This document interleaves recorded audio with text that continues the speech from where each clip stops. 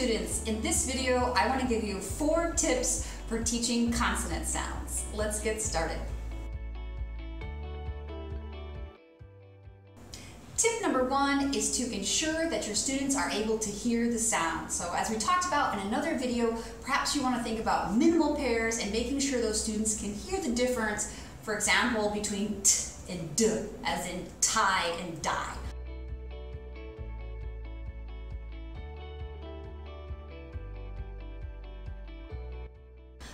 Once they've done that, they can move on to other activities.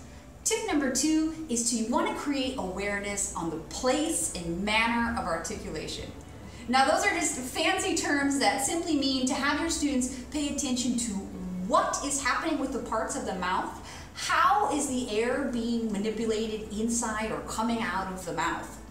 So, for instance, you can ask your students, where is your tongue? Where are your lips? If you're practicing sounds such as p or b or m or w, all of those sounds have the lips coming together. Your students need to draw their attention to where those lips are doing and what the tongue is doing. For example, if you're teaching the sound f or v, here you have the top teeth are coming down and touching the bottom lip, and your students must have that position in order to create that sound.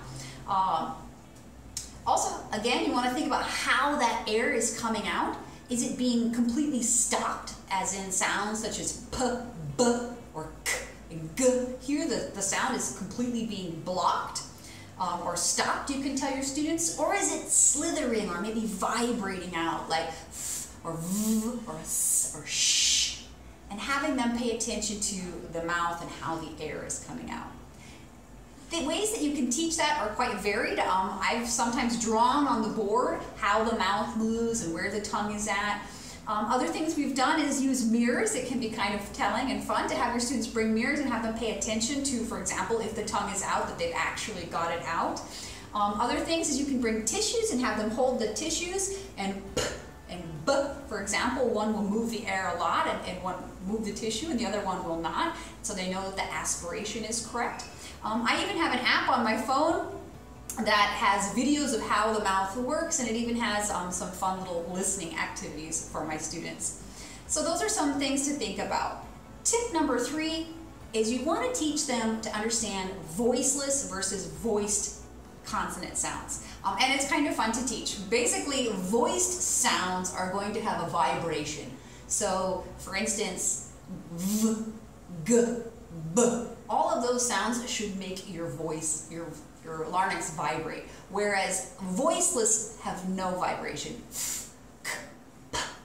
Now, you want to make sure that they don't say the full word if you're practicing words, because all of the vowels are going to vibrate. This is actually quite useful because if your students are having trouble between, for example, if they're saying was instead of was, you can have them hold their throat to see if it's vibrating and they're making that sound appropriately. So that's voiced versus voiceless, and it actually is useful for later pronunciation rules as well.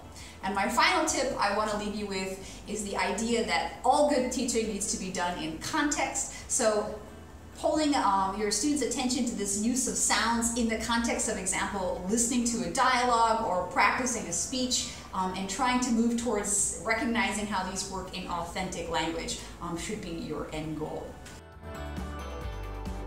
Okay, thank you very much for listening. I hope you've got something out of this.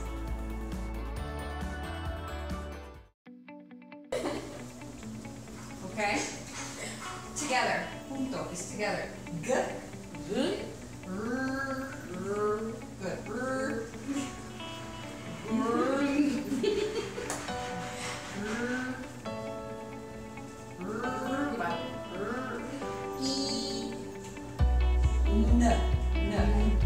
Green. One more.